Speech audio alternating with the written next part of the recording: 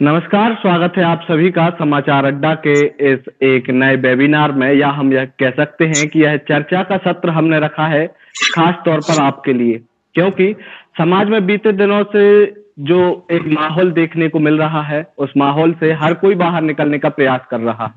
लगातार समाज के चारों ओर से नकारात्मक भरी खबरें आ रही हैं। ऐसे में जिस तरीके से समाज में नकारात्मकता बढ़ती जा रही है, उसको कहीं न कहीं कम करने के लिए समाचार अड्डा के द्वारा यह एक प्रयास किया गया है। समाचार अड्डा चाहता है कि समाज सकारात्मक सोचे, सकारात्मक रहे, लेकिन उस चीज से बचे जिसका सकारात्मक आने का अभी समाज को सबसे ज्यादा डर है। यानी कि मैं यहाँ पर चर्चा कर रहा हूँ कोरोना के पॉजिटिव होने का। यदि आप सामाजिक दूरी का पालन करेंगे, मास्क को लगाकर रखेंगे और तमाम उन गाइडलाइंस का पालन करेंगे जो सरकार बार-बार हमें बता रही है, तो हम इस संक्रमण से बच सकते हैं। लेकिन एक और दूसरा संक्रमण जो हमको कहीं न कहीं अनदेखे तौर पर घेर रहा है, वह है नकारात्मकता का संक्रमण। उसी नकारात्मकता से बचाने के लिए आज समाचार अड्डा की टीम ने एक यह प्रयास किया है कि आपको किस तरीके से एक मनोविज्ञान के जरिए हम इस अपने जो नकारात्मक माहौल है उससे खुद को दूर रख सकें। इस वेबिनार में हमारे साथ खास तौर पर एक बेहद ही खास मेहमान जुड़ी हुई हैं। उनका मैं परिचय आप सभी से कराता हूं। हमारे साथ हैं डॉक्टर द्युतिमा शर्मा, जो कि clinical rehabilitation counselling of India द्वारा लाइसेंस प्राप्त हैं। मैम ऑरेंज आउल परफेक्ट की सह संस्थापक हैं। वहीं नेशनल लॉ यूनिवर्सिटी भोपाल में एकेडमिक काउंसलर पर अभी अपनी सेवाएं दे रही हैं। मैम, जिस प्रकार से पूरे समाज में और एक सोसाइटी में जो माहौल अभी बना हुआ है, कहीं ना कहीं हम लोग ना चाहते हुए भी मानसिक तौर पर बीमार हो रहे हैं। फिजिकल तौर पे कोरोना का संक्रमण बढ़ रहा है, तो मानसिक तौर पे भी लोगों में एक नेगेटिविटी बढ़ रही है। और इस नेगेटिविटी से हम कैसे दूर रह सकते हैं मैम, और इसको किस तरीके से, इस पे आप हमें थोड़े विस्तृत तरीके में बताइए मैम, क्या हम इसमें बेहतर कर सकते हैं।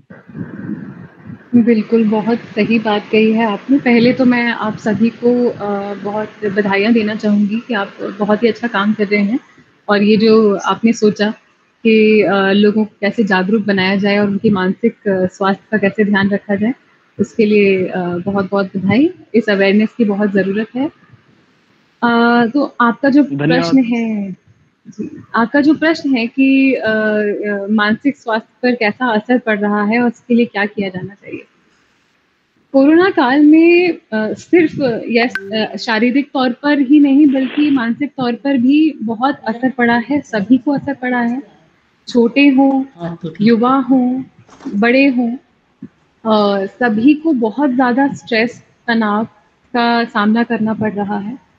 पिछले साल एकदम से ये जो खबर आई कि लॉकडाउन होना है क्योंकि इतना ज़्यादा स्प्रेड हो रहा है कि जान पर आ रही है, और उस समय दवाइयाँ भी उपलब्ध नहीं थी कि कौन-सी दवाइयाँ काम कर रही हैं, कौन सी नहीं, तो वो एक अनसर्टेनिटी बनी हुई थी। वहाँ से जो शुरुआत हुई है, एक पूरा साल हो गया और इस साल में ये तनाव अब और बढ़ गया है क्योंकि सेकंड स्ट्रेन के आने के बाद तकलीफ़ें और बढ़ गई हैं, ये और ज़्यादा स्प्रेड हो रहा है। कह रहे हैं कि हवा में भी है और लोगों की जानें जा रही हैं, भले ही हमारे पास दवाइयाँ हों, वैक्सीनेशन हो, बेड्स नहीं मिल रहे हैं, ऑक्सीजन नहीं है, कहीं छोटे शहरों में फैसिलिटीज़ नहीं हैं, तो इन सब का तनाव हम पर पड़ रहा है। सिवाय सिर्फ़ इसके एक क्या काफ़ी सारे कारण हैं जिसकी वजह से मानसिक तनाव जो है हम सब पर आ रहा है। वो ये कि कर्फ्यू या लॉकडाउन के चलते हम सब अपने घरों में हैं, ज़्यादातर लोग अपने घरों में हैं, और जो लोग घरों में नहीं हैं, जो बाहर काम कर रहे हैं, वो फर्स्ट लाइनर्स हैं, रिस्पॉन्डर्स हैं कोविड के। तो दोनों ही तरीकों से बड़ी टेंशन का माहौल है। घरों में जो लोग हैं, वो अपने परिवार के साथ रह रहे हैं 24 घंटे। छोटे बच्चे स्कूल नहीं जा पा रहे हैं, अपने फ्रेंड्स से नहीं मिल पा रहे हैं, खेल-कूद नहीं कर पा रहे हैं। तो बच्चों की जो नेचुरल टेंडेंसी होती है, जो उनका डेवलपमेंटल पीरियड है, इस समय जो विकास करने के लिए बहुत ज़रूरी है, वो भी संभव नहीं हो पा रहा है। बहुत ही लिमिटेड एक्टिविटीज़ हो रही हैं बच्चों के लिए। बाकियों का भी मूवमेंट बहुत रेस्ट्रिक्टेड है। आप अपने घर परिवार वालों से मिलने नहीं जा सकते, अपने घर के बाहर शादियां नहीं हो रही हैं, मेले नहीं लग रहे हैं, बहुत अलग स्थिति है और काफी लंबे समय से चल रही है। सबसे बड़ी बात ये इतने लंबे समय से चल रही है कि जिसके पास पेशेंस था, जो सोच रहे थे हाँ अब खत्म हो जाएगा, अब खत्म हो जाएगा, अब वो भी काफी ज्यादा खिंचता जा रहा है। बस मैं ये चीज कहूंगी कि ये सब होने के कारण काफी नॉर्मल है कि आप तनाव में रहें। तनाव एक प्रतिक्रिया है, नेचुरल प्रतिक्रिया है और ये नॉर्मल और कॉमन हो गई है आज के वक्त। अगर आज के वक्त किसी को तनाव नहीं है तो ये बहुत अचंभे की बात होगी, मैं कहूँगी। बट बात ये है कि आप अगर आप इस तनाव को कंट्रोल में नहीं लाएंगे, ठीक है, तनाव तो हो रहा है, सभी को हो रहा है और इसका एक्नॉलेजमेंट करना भी जरूरी है कि हाँ होगा ही, लेकिन अगर आप इसे कंट्रोल में नहीं लाएंगे तो वो आपको गवर्न करेगा, आपका मास्टर बनेगा और आपकी फंक्शनिंग पर बहुत बड़ा इफेक्ट पड़ेगा, मेंटल फंक्शनिंग पर, फिजिकल फंक्शनिंग पर और मतलब क्षमता, कार्य क्षमता पर भी बहुत असर पड़ेगा। तो तनाव जो है इन तीनों डायमेंशंस पर अपना इफेक्ट डालता है। ठीक है, सो इसे कैसे कम करना है, आपने मुझसे पूछा कि इसको कैसे कंट्रोल किया जाए, नकारात्मकता से कैसे दूर हुआ जाए। बहुत सिंपल चीजें करनी है, कोई बहुत कॉम्प्लेक्स चीजें नहीं करनी, कोई डिफिकल्ट चीज नहीं करनी, बट सिंपल चीजें जो हैं वो लगातार करते रहनी है, वो रोज करते रहनी। और अगर आप वो चीजें करेंगे जो मैं आपको आगे बताने वाली हूँ तो लाइफ आसान हो जाएगी, इस तरह की चैलेंजिंग सिचुएशन में रहना आसान हो जाएगा। और हमें सबसे ज्यादा जरूरत इसी बात की है आज के समय कि हम अपने स्वास्थ्य पर ध्यान। अगर हम सिर्फ काम करते चलेंगे या सिर्फ चिंता लेते चलेंगे तो हम ज्यादा देर टिक नहीं पाएंगे। बर्नआउट बहुत जल्दी हो जाएगा, बहुत जल्दी थकने लगेंगे, बहुत जल्दी बीमारियों को अपने शरीर में एंट्री देने लगेंगे, जो कि आज के समय में तो बिल्कुल नो है, आपको नहीं करना है ऐसा। स्वास्थ्य सबसे इम्पोर्टेंट है और जान है तो जहान है। तो सबसे पहली बात, जी जी अंकित जी आप कुछ कहें। हाँ हाँ मैं एक जो प्रश्न पूछना चाह रहा था कि जिस तरीके से कोरोना काल में सबसे बड़ा जो प्रश्न निकल कर आ रहा है कि वो अपने आप को सकारात्मक कैसे रखे, क्योंकि माहौल जिस तरीके से एकदम से नकारात्मक हुआ है, तो सकारात्मक अपने आप को सकारात्मक रखने के, अपने आसपास जो अपना परिवार है उस परिवार को सकारात्मक रखने के लिए हम किस तरीके के प्रयोग कर सकते हैं, क्या कर सकते हैं? बिल्कुल, बहुत अच्छा प्रश्न है। हमें अपने आप को सकारात्मक रखने की ही ज़रूरत है, नकारात्मकता से दूर रहना है। तो सबसे पहले मैं जो सभी को बताती हूँ वो ये कि आप न्यूज़ जो फीड इन कर रहे हैं अपने माइंड में, बहुत न्यूज़ देख रहे हैं, समाचार पत्र पढ़ रहे हैं, आप टीवी में देख रहे हैं, दूसरों से सुन रहे हैं, आस पड़ोस में बातें चल रही हैं या आपके दोस्त कुछ खबर दे रहे हैं, तो सब जगह से आपको समाचार मिल रहा है। लेकिन हर समय न्यूज से एक्सपोज होना जरूरी नहीं है और अच्छा भी नहीं है स्वास्थ्य के लिए। तो अपना न्यूज का कंजम्पशन कम करिए, समाचार को कम देखिए। मैं ये नहीं कह रही कि बिल्कुल मत,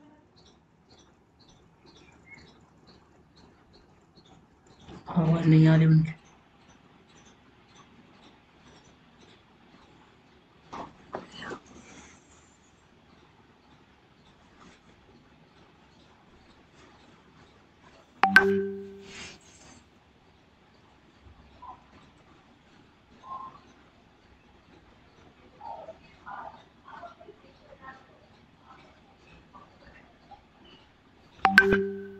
इसमें आवाज आवाज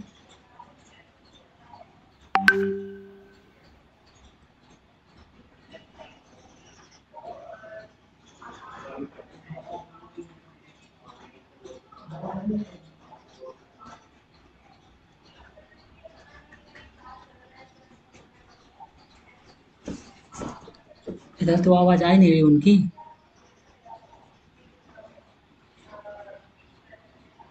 ना व्हाट्सएप आउट हो रहा।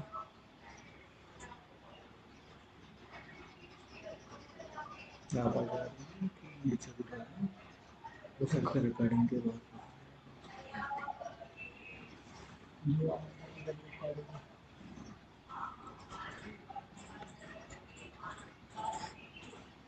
इसमें तो आएगी।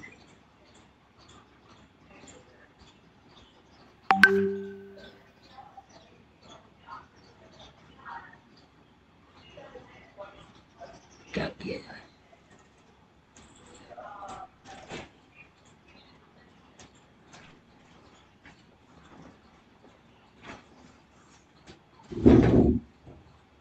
रिकॉर्डिंग में दिक्कत हुआ।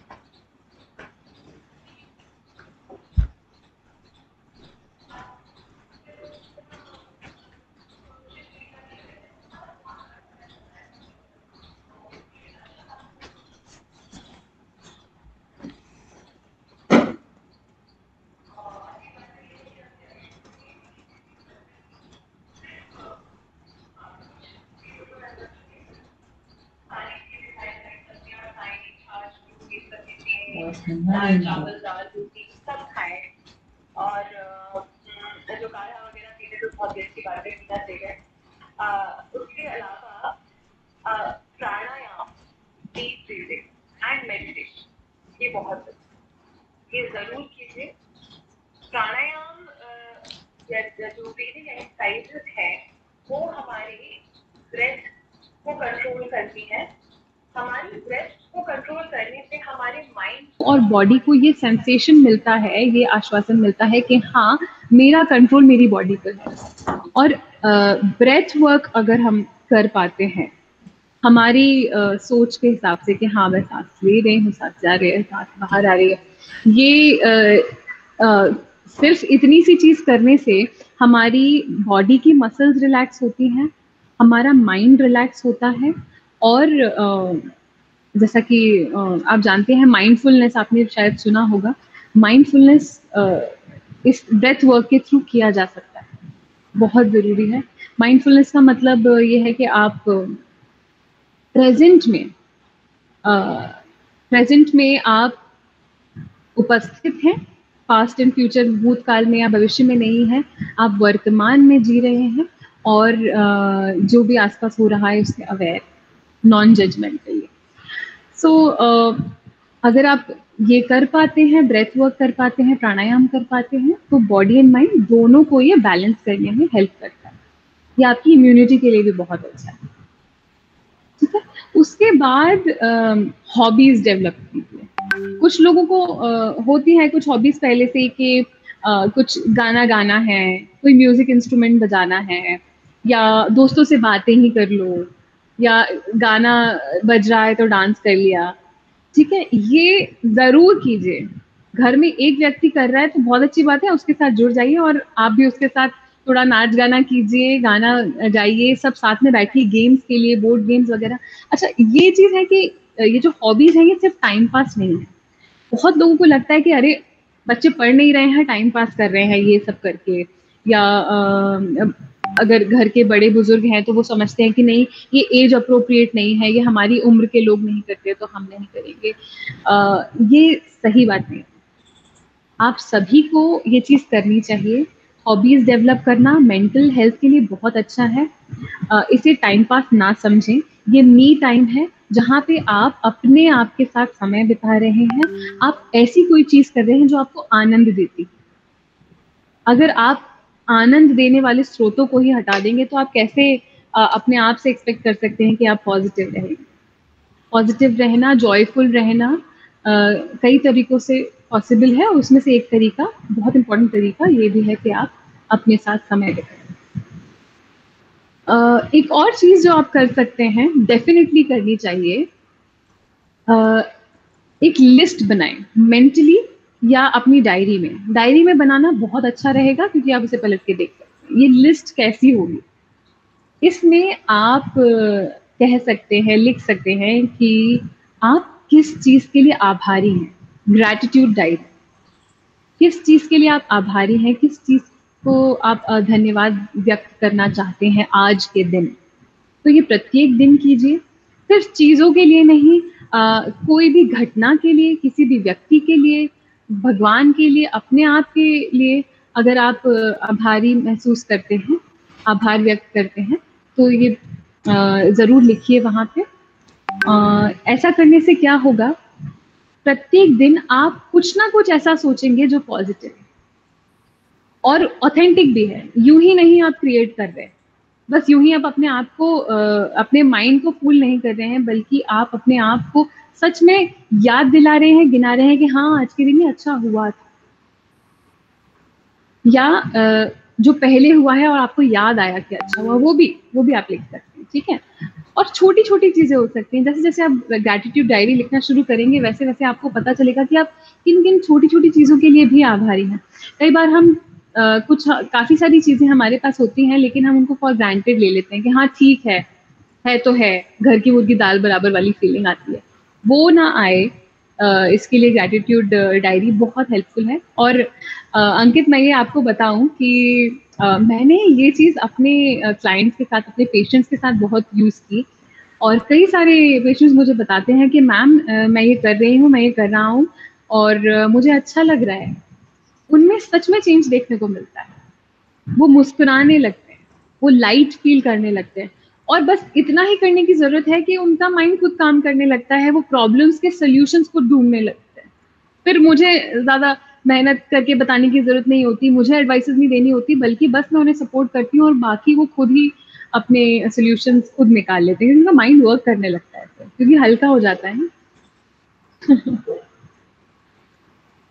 इसके अलावा अपने दोस्तों से बात करना, अपने परिवार वालों के साथ समय बिताना, अगर आप ये क्या बोलते हैं वीडियो कॉलिंग कर सकते हैं तो बहुत अच्छी बात है, ये जरूर करें। नशीले पदार्थों का सेवन ना करें, और अगर कर रहे हैं, छोड़ नहीं पा रहे हैं, तो एटलीस्ट ये ट्राई करें कि आप कम से कम उसे कर सकें। क्योंकि शॉर्ट टर्म में तो आपको लगता है कि ये जो है मेरा स्ट्रेस कम कर रहा है, टेंशन कम कर रहा है, अगर मैं अल्कोहल ले लेता हूँ या सिगरेट ले लेता हूँ तो मुझे थोड़ा बेटर फील होता है, लेकिन ये आने वाले समय में बहुत हानिकारक हो सकता है। इसे कंट्रोल करने के लिए आप क्या कर सकते हैं, आप अपने पास जो राशि है, कैश है, उसको आप कम कर दें, घर में ना रखें, या किसी ऐसे व्यक्ति को दे दें जो आपको इस कार्य के लिए वो ना दे। और जब भी आप ऐसा कर रहे हैं, कंट्रोल कर पा रहे हैं, तो अपने आप को रिवॉर्ड भी करें, कुछ अच्छा देकर अपने, और वो अच्छा नशीला पदार्थ नहीं होना चाहिए। पता चला साइकिल वैसी बन गई, बल्कि आप अपने आप के लिए कुछ अच्छा खाने की चीज बना सकते हैं या बनवा सकते हैं, या जो आपको अच्छा लगता है वो कैसे, अब रिवॉर्ड के लिए। जी मैम, जैसे अभी आपने बताया कि इन सब चीज़ों से हम अपने आप को सकारात्मक रख सकते हैं, पॉजिटिव रह सकते हैं। लोगों को ये तो मालूम है कि हमें पॉजिटिव रहना है, लेकिन पॉजिटिव रहने के फायदे क्या क्या होते हैं, वो फायदे अगर हम लोगों को बता सकें तो वह और ज़्यादा प्रयास करेंगे कि कैसे अपने आप को सकारात्मक रहें। और पॉजिटिविटी हमारे शरीर में किस तरीके से बीमारियों से लड़ने की एक जो शक्ति प्रदान करती है, वो किस तरीके से काम करती है। हाँ, ये तो काफी अच्छा प्रश्न है अंकित। पॉजिटिव रहना क्यों जरूरी है, बहुत कम लोग ऐसा पूछते हैं। सही है।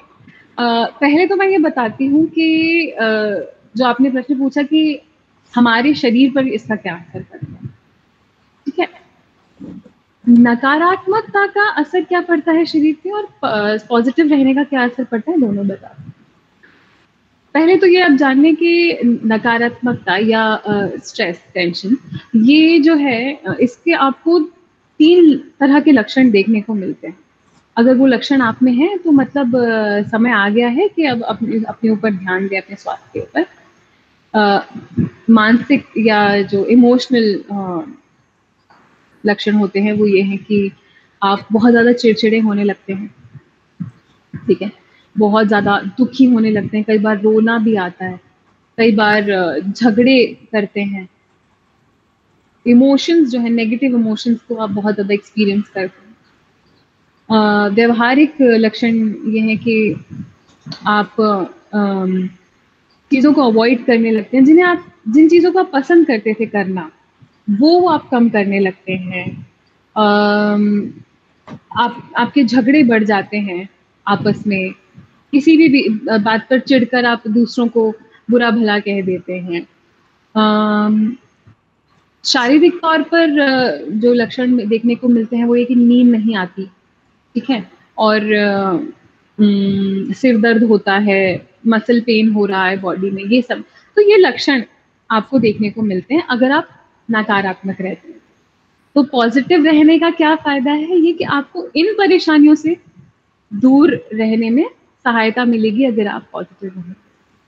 तो मानसिक तौर पर भी, शारीरिक तौर पर भी और व्यवहारिक तौर पर भी आप इन सब चीज़ों से दूर रह सकते हैं। बल्कि अगर आप पॉजिटिव रहते हैं तो इससे भी बढ़कर क्या होता है कि आप इतने सारी परेशानियों में भी मेंटल पीस एंड काम महसूस कर पाते हैं, मतलब शांति, मन की शांति महसूस कर पाते हैं। मन की शांति क्यों ज़रूरी है? अगर मन शांत नहीं होगा तो प्रॉब्लम की स्थिति में, परेशानी की स्थिति में सॉल्यूशंस क्या अप्लाई करने हैं, दूसरा चॉइसेस हमारे पास क्या क्या है, ये ब्रेन काम ही नहीं कर पाएगा। हमारा ब्रेन देखिए, ब्रेन मान लीजिए ये ब्रेन है, ठीक है, इस तरह से डेवलप हुआ है, ये मिड ब्रेन है, ये फ्रंटल लोब है, इतना। तो ये जो है ये हमको मिला है, ये बाकी जानवरों में नहीं होता। ये इंटेलिजेंस का साइन है, प्री फ्रंटल लोब हमारे इंटेलिजेंस का साइन है। और ये जो मिड ब्रेन है अंदर के तरफ में, ये यहाँ पर है हमारी भावनाओं की कुर्सी, एमिगडाला। तो जब हम बहुत ज्यादा परेशान होते हैं तब प्री फ्रंटल लोब काम नहीं करता, मिड ब्रेन को ही सारा ब्लड एंड ऑक्सीजन जाता है, यहाँ तक नहीं पहुंच पाता। तो क्या हो रहा है, हम बहुत ज्यादा जब इमोशनल हो रहे हैं, सारी की सारी एनर्जी हमारा मिड ब्रेन यानी कि हमारी भावनाओं की सीट ही ले जा रही है, हमारा इंटेलिजेंस काम नहीं कर रहा है। वो काम नहीं करेगा, हम प्रॉब्लम्स को सॉल्व नहीं कर पाएंगे, हम डिसीजन नहीं ले पाएंगे। और ये ऐसा तो नहीं है ना कि हम उस परेशानी की स्थिति में ही पॉजिटिव हों और दिन भर और पूरे साल भर हम नेगेटिव रहे, लेकिन उस समय हम उस स्थिति में हम पॉजिटिव रहने की कोशिश कर रहे हैं। क्या ये संभव है? ये चीज ऐसी है कि आपने मूवी देखी होगी कराटे किड या कुंग फू पांडा या इवन योगा अगर आप ये करते हैं, तो उसमें वो टीचर जो है वो बोलता है कि चलो इस चीज को वहां रखो और दूसरी चीज को वहां उठा के रखो वगैरह वगैरह, ठीक है। तो सामने वाला क्या कर रहा है, वो चीजों को बस उठा धर रहा है, लेकिन फिर वो गुस्सा हो जाता है, कहता है कि आप मुझे कराटे नहीं सिखा रहे, कुंग फू नहीं सिखा रहे, आप तो अपना काम करवा रहे। टीचर कहता है, वो कहता नहीं है, वो सीधा अटैक करता है।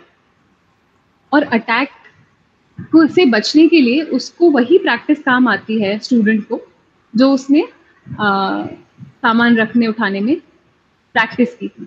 तो जितना आप प्रैक्टिस करते चले जाते हैं उतना ही ज्यादा आप तैयार होते जाते हैं स्ट्रेसफुल सिचुएशन के लिए।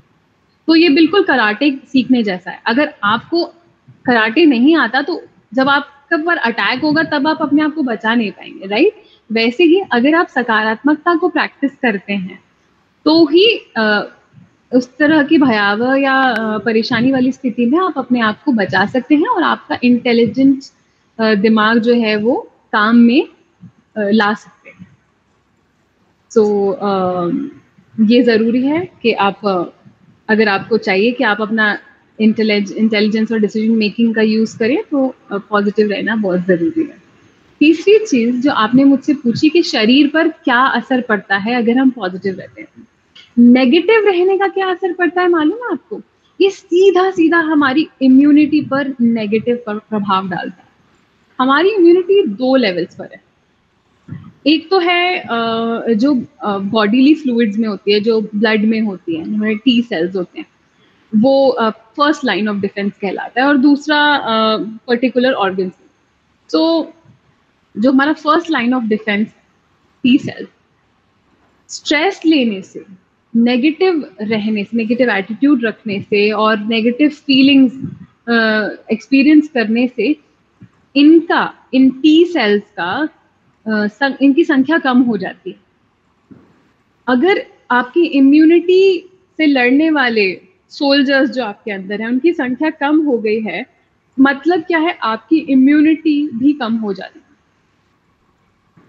इम्यूनिटी का कम होना आपको पता है कि क्या असर करेगा, ठीक है? तो अगर आप स्ट्रेस में हैं तो कोरोना से बचना डिफिकल्ट है, लेकिन अगर आप शांत मन से आप अपने आप को चला पा रहे हैं तो ज़्यादा आसान हो जाता है। सिर्फ गिलोई खाने से नहीं, बल्कि स्ट्रेस से मुक्त रहने से भी इम्यूनिटी पर पॉजिटिव असर पड़ता है। इसलिए पॉजिटिव रहें, इम्यूनिटी को बरकरार रखें। बिल्कुल मैम, जैसे अभी वर्तमान की जो हम परिस्थिति देख रहे हैं, इस परिस्थिति में बहुत कठिन होता है कि अपने दिमाग को एक जगह पर स्थिर रखें। खासतौर पर उन लोगों के लिए जो कहीं न कहीं एंजाइटी के शिकार होते हैं, वो ओवर थिंकिंग ज़्यादा करते हैं, और सामान्य जो मनुष्य हैं वो भी अपना दिमाग इन परिस्थितियों में एक जगह पर स्थिर नहीं रख पा रहे। तो ऐसा क्या किया जाए कि हम अपने आप को मानसिक तौर पे स्थिर रख सकें, हमारे दिमाग को एक जगह पे जो सकारात्मक चीज़ है उनको सोचें। तो मानसिक तौर से स्थिर होने के लिए हमें क्या करना चाहिए?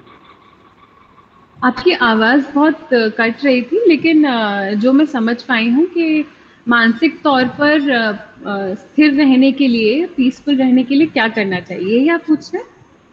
हाँ हाँ। मानसिक तौर पर शांत रहने के लिए और स्थिर रहने के लिए आप भावनाओं और अपने विचारों, इन दोनों के ऊपर काम कर सकते हैं।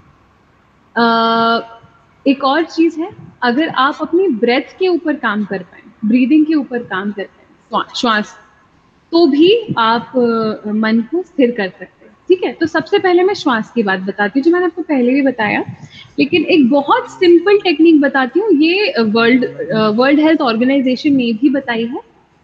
सो सबसे पहले आपको सिर्फ ये करना है कि सांस लेना है और छोड़ना है, ठीक है? वो तो आप रोज हर समय करते हैं, लेकिन ये है डीप ब्रीदिंग, डायफ्रामेटिक ब्रीदिंग भी बोलते हैं, बॉक्स ब्रीदिंग भी कहते हैं, बेली ब्रीदिंग भी कहते हैं। ये क्या है? आपको गहरी सांस लेनी है और लंबी सांस छोड़नी है, ठीक है? तो आप नाक से सांस लें 4 सेकेंड्स तक, 1 2 3 4, पूरा भर लें, और फिर 2 सेकेंड्स का होल्ड करें, और 6 सेकेंड से आप मुंह से सांस छोड़ेंगे, 1 2 3 4 5 6, ठीक है? ये सेकेंड्स में करना, मैंने बहुत जल्दी जल्दी नंबर्स बोले हैं, लेकिन आपको सेकेंड्स का ध्यान रखते हुए करना है। अगर आप ये डीप ब्रीदिंग की प्रैक्टिस रोज 5 मिनट के लिए दिन में 3 बार भी करेंगे, सिर्फ 15-20 दिन के लिए अगर आप कर लेते हैं, तो ये अब फिर आपके मेंटल स्विच जैसा हो जाएगा, ये आपका एक डिफॉल्ट सेटिंग बन जाएगी। सो डीप ब्रीदिंग बहुत हेल्पफुल है, ये इंस्टेंट ही मन को शांत करती है। कुछ लोगों के साथ ऐसा हो सकता है जो बहुत ज्यादा घबराए हुए हैं या जो बहुत ज्यादा गुस्से में है, उनके साथ ये काम ना करे, ठीक है? तो काफी सारे लोगों के साथ काम करती है, लेकिन इन लोगों के साथ में उनको अपने विचारों और भावनाओं के ऊपर भी काम करना होगा। आप विचारों की मैं बात बताती हूँ आपको। हम लोग को क्या लगता है, अगर आप अपने आप को नोटिस करें, कई बार क्या होता है, हमको जैसे आइडिया आता है ना कि ओ ये आइडिया आया कि चलो मैं कुछ खा लेती हूँ, या चलो ये वाली मूवी देख लेते हैं यार, ये बहुत दिनों से नहीं देखी। इस तरह के आइडियाज बहुत सारे आते रहते हैं हमारे मन में। सिर्फ आइडियाज नहीं, बहुत सारे विचार भी आते रहते हैं। कहते हैं कि लगभग 1 से 2 लाख विचार एक व्यक्ति के मन में एक दिन में आ जाते हैं। ठीक है। सो हम हर विचार को कंट्रोल तो नहीं कर सकते, लेकिन अगर हम ये समझ लें कि कौन सा विचार मेरे लिए मददगार है और कौन सा नहीं, तो बहुत आसान हो जाती है जिंदगी। मेंटली अपने ना 2 बाल्टियां रख ली कि ये वाला जो है उस पे एक बाल्टी में लिखे मददगार है और दूसरा नहीं, मददगार नहीं है, हानिकारक विचार। दोनों को आप चूज करके डाल सकते हैं कौन सा कहाँ। ये भी कर लेते हैं अगर आप, तो काफी आसान हो जाता है कि मुझे किस विचार के साथ जाना है, किस विचार की बात माननी है, किसकी नहीं माननी है। अगर आप विचारों को समझ पाते हैं, उनकी फ्रीक्वेंसी या जो वो कहना क्या चाह रहे हैं, आप काफी ज्यादा नियंत्रित उसको कर लेते हैं। एक चीज मैं यहाँ पे बताना चाहूंगी, कई बार हमको यूं ही बस थॉट्स आ जाते हैं, ठीक है, और हम ये नहीं समझते कि ये हमारा सिर्फ अजम्पशन है। मान लीजिए कि किसी से झगड़ा हो गया, झगड़ा क्यों हुआ, हमने क्या सोचा था, वो क्या बोल रहा है, अगर हम इस पे जाएं, कई बार ये होता है कि उसने कुछ किया जिसकी बात का हमें बुरा लग गया, हमें बुरा लग गया और हमने उसकी किसी बात का मतलब निकाल लिया। जैसे कि सबको पानी बांट रहा था, मुझे तो पूछा ही नहीं, इसकी मुझसे कुछ दुश्मनी है क्या? तो जरूर पक्का मैंने उस दिन ये कहा था तो ये इस बात का बुरा मान गया होगा, अरे इतनी बुरी बात, इतना बुरा मानने की क्या जरूरत है, वगैरह वगैरह। और हम अपने अंदर ही कहानियां बुनते जा रहे हैं, बनाते चले जा रहे हैं। एक विचार, सिर्फ एक विचार के कारण ऐसा हो रहा है, वो क्या है कि शायद ये मेरी बात का बुरा मान गया होगा। और ये शायद को भी हम शायद नहीं लेते, हम ये इसे पक्का मान लेते हैं। हम अजम्पशन ना मान के एब्सोल्यूट ट्रूथ मान लेते हैं कि हाँ ये सच्चाई ही है।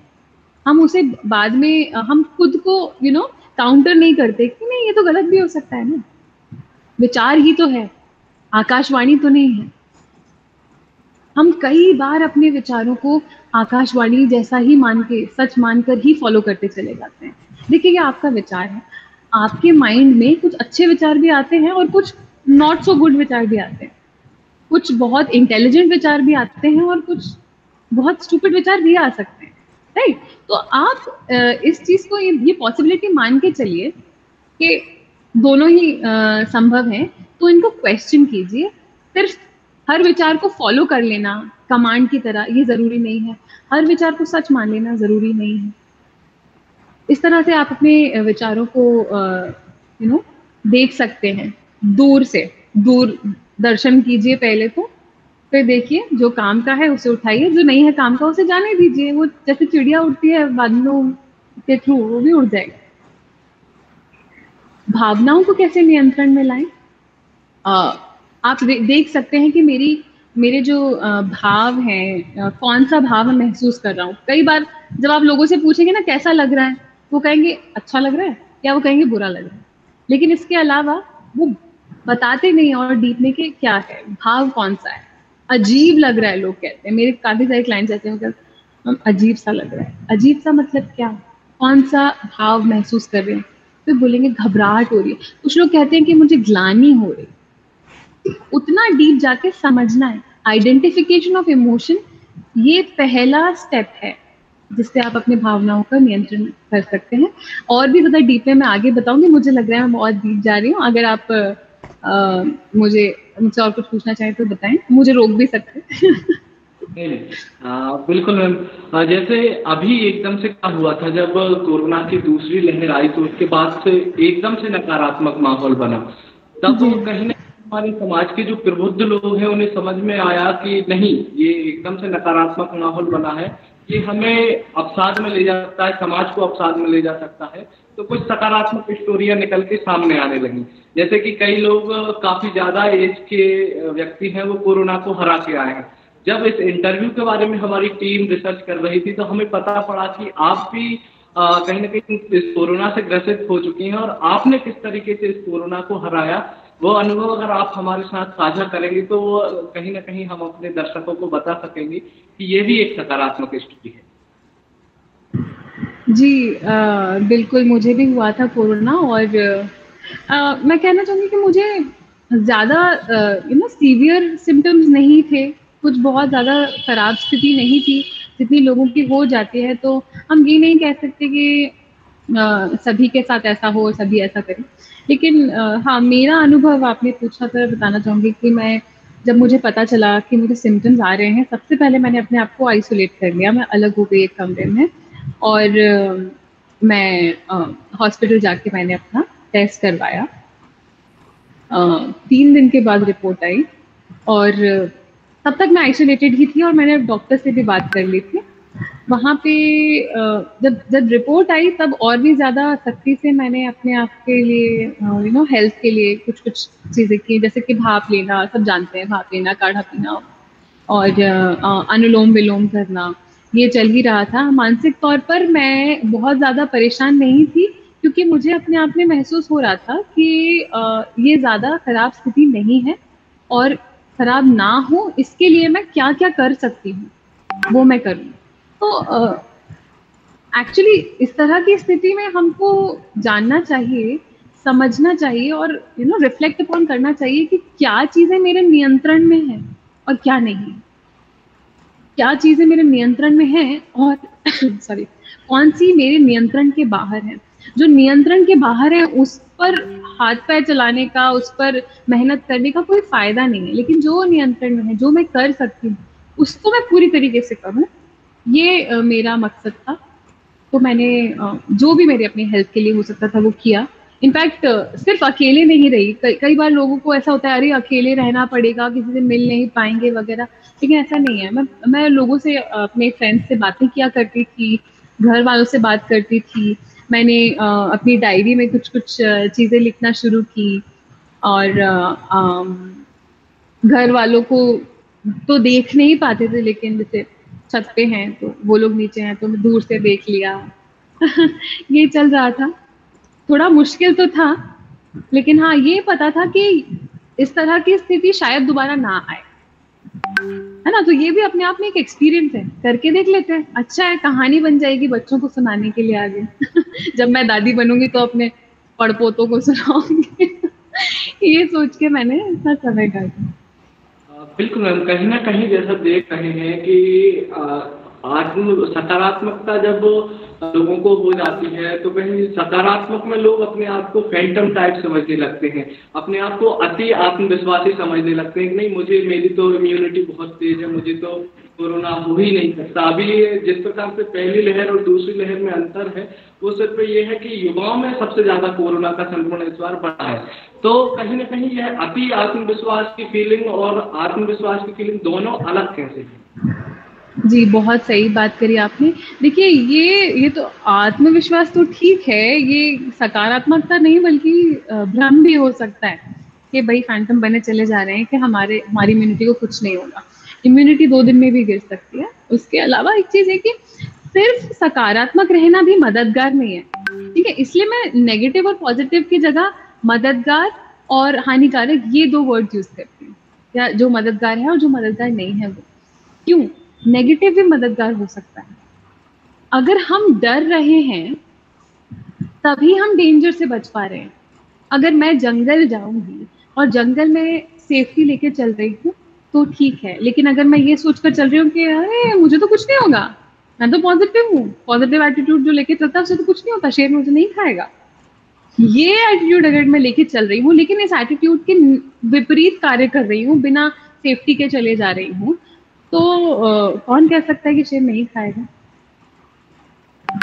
बिल्कुल वैसा ही है।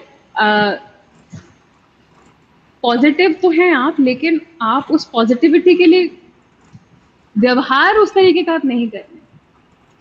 आपका डर आपको बचा सकता है, तो डर, गुस्सा, ये सब जो इमोशंस है ना, हमें भगवान ने यूं ही नहीं दे दिए, ये भी हमारी सेफ्टी के लिए होते हैं अगर हम इन्हें सही तरीके से यूज करें। तो जो आप आत्मविश्वासी कह रहे हैं ना कि बहुत ज़्यादा जो पॉजिटिव होके चले जा रहे हैं, भाई हो सकता है कि आपकी इम्यूनिटी अच्छी हो, लेकिन ये भी हो सकता है कि आपके अंदर वायरस आ गया हो और आप दूसरों को स्प्रेड कर रहे हैं क्योंकि आपने मास्क नहीं पहना है, आपने सैनिटाइजर का यूज़ नहीं किया है। तो क्या आप चाहते हैं कि आपकी वजह से लोगों को तकलीफ हो? और इम्यूनिटी अच्छी है, बहुत अच्छी बात है, घर पे रहिए तो और ज़्यादा सुरक्षित रहेंगे। और हो सकता है कि बाकी जो घर वाले लोग हैं वो आपकी तरह उतने आत्मविश्वासी ना हो, वो घबरा रहे हो।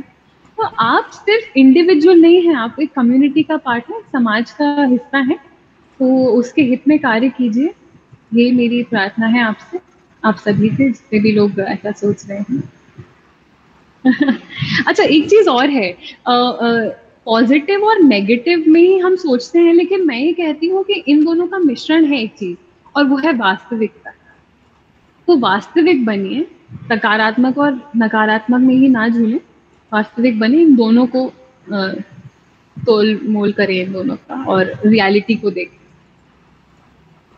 बिल्कुल मैम, जिस तरीके से आपने सारी चीजें इतनी आसानी से हमें समझाई हैं, मैं कहीं ना कहीं हमारे जो दर्शक हैं वो इन बातों को उतनी ही आसानी से और उतनी ही गंभीरता से लेंगे जितनी गंभीरता से आपने हमें यह बताया है। लेकिन मैम, एक मेरा व्यक्तिगत प्रश्न है कि आज से भारत सरकार के द्वारा 18 वर्ष से ऊपर के जो युवा हैं उनके लिए वैक्सीनेशन की बात, और कहीं ना कहीं वैक्सीनेशन को लेके मेरे मन में भी एक वहम है, और ऐसा कई युवाओं के मन में वहम है कि कहा जाता है कि किसी एक वैक्सीन को डेवलप होने में लगभग 10 वर्ष का समय लगता है। तो जो वैक्सीनेशन को लेके कई तरह के भ्रम बताए जा रहे हैं कि वैक्सीनेशन कई % लोगों को नुकसान भी कर रही है, और कई लोग इसके बारे में अलग अलग बातें रख रहे हैं। तो एज अ डॉक्टर आप हम लोगों को क्या मार्गदर्शन देंगे कि किस तरीके से हम इस वहम को, लोगों से खुद भी बच सकें इस वहम से, और अपने जो दर्शक हैं, जो हमारे संपर्क के लोग हैं, उन्हें बचा सकें? देखिए, पहली बात तो मैं मनोवैज्ञानिक हूँ, मैं डॉक्टर नहीं हूँ, मतलब फिजिशियन नहीं हूँ। तो वैक्सीन के बारे में जिस तरह से एक डॉक्टर बता पाएगी शायद मैं ना बता पाऊँ, लेकिन ये जो आपने प्रश्न पूछा है इससे मुझे एक बात याद आई। हमारे मन में कई सारे डाउट्स आ सकते हैं वैक्सीन को लेकर, कोविड एज अ वायरस को लेकर, इस बीमारी को लेकर, या प्लाज्मा डोनेट करना है या नहीं। ये सारी जो चीजें हैं, ये डाउट्स हैं। मैं ये कहती हूँ कि सही व्यक्ति से पूछें और डाउट्स को क्लियर करें। आप इंटरनेट पे पढ़ते हैं अगर, तो सही सोर्सेस पे जाएं। सिर्फ कहीं से कोई आर्टिकल लिखा है, सबसे पहले आ गया या ऐड है, उसको ना देख के अगर आप ऑथेंटिक सोर्सेस पे जाएंगे तो आपको सही इंफॉर्मेशन मिलेगी। ठीक है। जहां तक आपने वैक्सीन की बात की, देखिए बहुत सारे लोग हैं, लगभग आई थिंक 80-85% लोग हैं जिन्हें कुछ नहीं हो रहा और बढ़िया है, और उनको वैक्सीनेशन हो गया, जिसकी वजह से वो अब ज्यादा प्रोटेक्टेड है। और जैसे बोला आपने कि वैक्सीन को डेवलप होने में 10 वर्ष लगते हैं, मुझे नहीं लगता ये सही है। मतलब पोलियो तो 5 वर्ष से कम लोग के बच्चों को दिया जाता है, राइट। इसका मतलब उनमें तो उनको तो हेल्प हो ही जाती है, शुरुआत में पोलियो आना होता है तो वो आ गया होता है। खैर, फिर भी मैं इस बारे में ज़्यादा नहीं बता पाऊंगी, डॉक्टर सही रहेगा बताने के लिए। और जहाँ तक कि मैंने डॉक्टर से सुना है, वो ये कहते हैं कि ऐसा नहीं है, वैक्सीन सच में हेल्पफुल है। आप अपनी इम्यूनिटी पर भी फोकस करें और वैक्सीन भी लगवाएं। अगर आपको कोई बीमारी है तो ज़रूर आप किसी डॉक्टर से कंसल्ट कर सकते हैं, जा सकते हैं, लेकिन अगर आपको कोई बीमारी नहीं है तो मुझे नहीं लगता कि आपको प्रॉब्लम होगी। बिल्कुल मैम, बहुत बहुत धन्यवाद।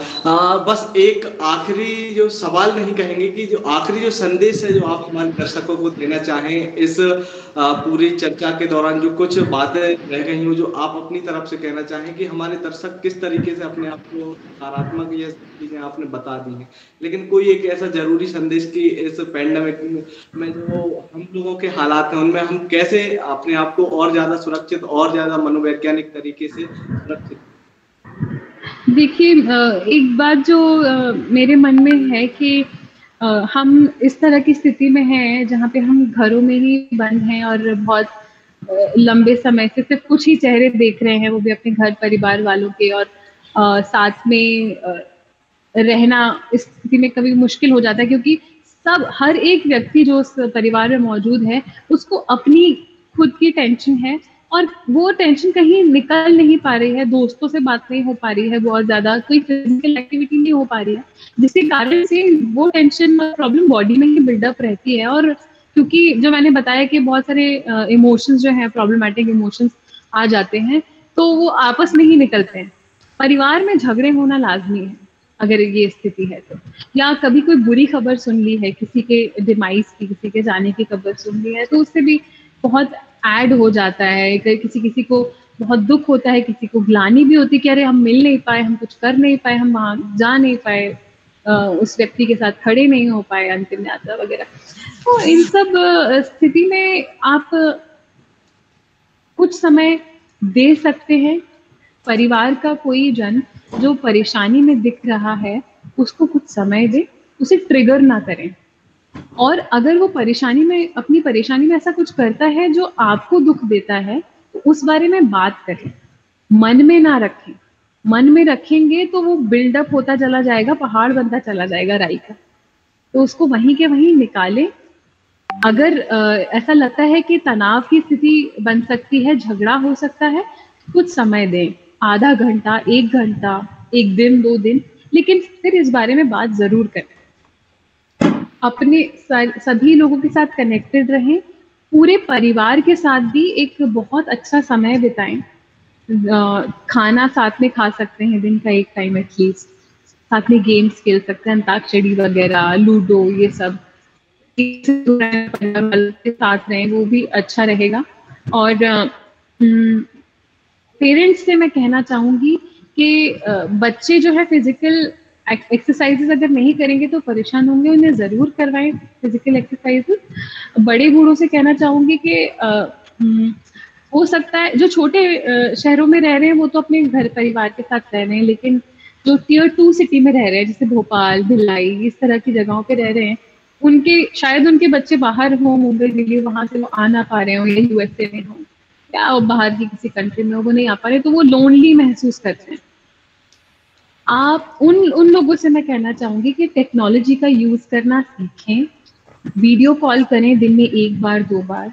अगर आपके मम्मी पापा आपसे दूर हैं, यंगस्टर्स, तो आप उनसे रोज बात करें, वीडियो कॉल करें, उन्हें अकेला महसूस ना होने दें। ये सुनिश्चित करें कि उनके आसपास कोई है जो उनसे मिलने जा सकता है, ऑफ कोर्स कोविड गाइडलाइंस का पालन करते हुए। और इम्यूनिटी के लिए सोशल सपोर्ट जरूरी है, इसीलिए मैं ये बात कह रही हूँ कि भले ही सोशल डिस्टेंसिंग कह रहे हैं, लेकिन ये एक्चुअली फिजिकल डिस्टेंसिंग है, बट सोशली कनेक्टेड रहे। और ज्यादा स्थिति अगर खराब होती है, घबराहट, अवसाद, ये सब आता है और आपके कंट्रोल में चीजें नहीं है, आप वैसे व्यक्ति नहीं है जैसे आप पहले थे। अगर आपको महसूस हो रहा है कि आप बहुत ज्यादा परेशानी में हैं, या आपके घर का कोई भी व्यक्ति बहुत परेशानी में है, तो मनोवैज्ञानिक के पास जरूर जाए। मनोचिकित्सक और मनोवैज्ञानिक में ये अंतर है कि एक दवाई देता है और एक थेरेपी देता है। तो आप किसके पास जाना चाहते हैं, आप ये जान कर जाएं, सोच समझ। धन्यवाद। बिल्कुल मैम, बहुत बहुत धन्यवाद। हमारे एक छोटे से आग्रह पे आपने अपना इतना कीमती समय हम लोगों को दिया, और बेहद ही ज़रूरी बातें जो आज के समय में पूरे समाज को जानना जरूरी है, किस तरीके से अपने आप को सकारात्मक रखें, किस तरीके से जो अवसाद एक है उससे बच सकें। और इन सभी बातों को आपने बड़ी गंभीरता के साथ हमें और हमारे दर्शकों के बीच में साझा किया। मैं बहुत बहुत धन्यवाद करना चाहूँगा। Thank you.